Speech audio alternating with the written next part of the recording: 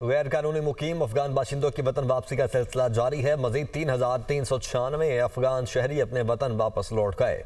वापस जाने वालों में 1,245 मर्द, 1,025 खवातीन और 1,914 बच्चे शामिल हैं।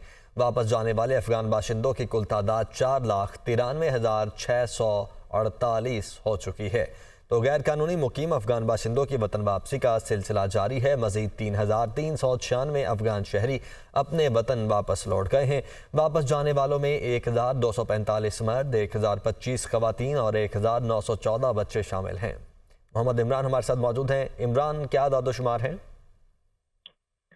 जी बिल्कुल, गैर कानूनी अफगान बाशिंदों का जो है वो वतन वापसी का सिलसिला जारी है।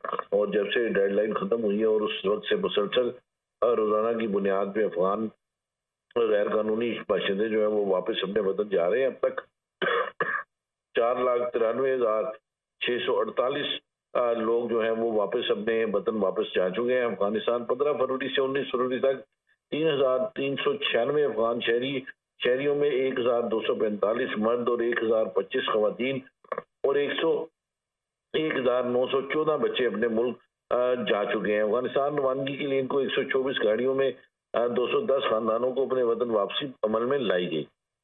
ठीक है, बहुत शुक्रिया।